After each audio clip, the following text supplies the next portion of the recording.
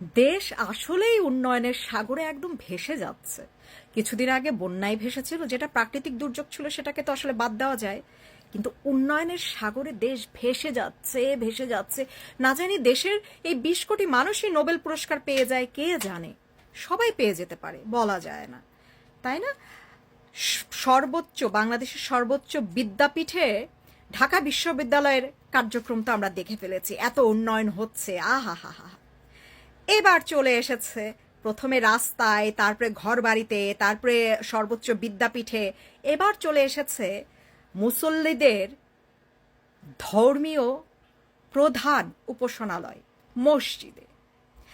ঢাকার বাইতুল মোকাররম আমাদের হচ্ছে জাতীয় মসজিদ, আমরা জানি। সেই জায়গাটাকেও বাদ রাখলো না।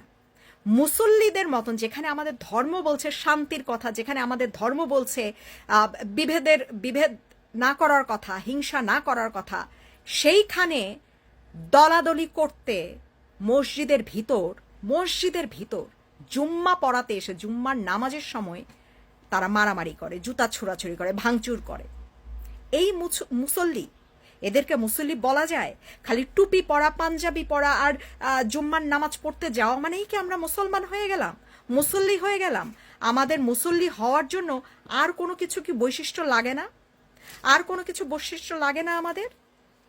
কে কোন দলীয়, কি কার পরিচয়, এগুলা কি আমাদের নামাজের মধ্যে আসে?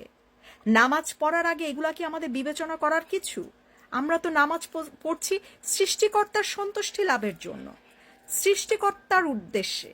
এইখানে কোন ইমাম নামাজ পড়াচ্ছে, এইটা কিভাবে আসলে প্রধান ইস্যু হয়ে যায়?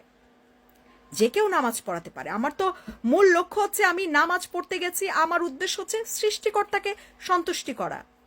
কোন ইমাম পড়াচ্ছে সেটা দেখতে যাওয়া তো আমার কাজ না একজন মুসল্লি হিসাবে। কোন ইমামের পিছনে আমি নামাজ পড়বো না, এটা আবার কি ধরনের কথা? এইটা আবার কি ধরনের কথা? যাই হোক, এবার আমাদের মসজিদটিও রক্ষা পেল না। জানি না আর কি কি দেখতে হবে, মাত্র 1.5 মাসের মতন হয়েছে তো। আর কি কি দেখতে হবে এটা আসলেই আর বলতে পারছি না।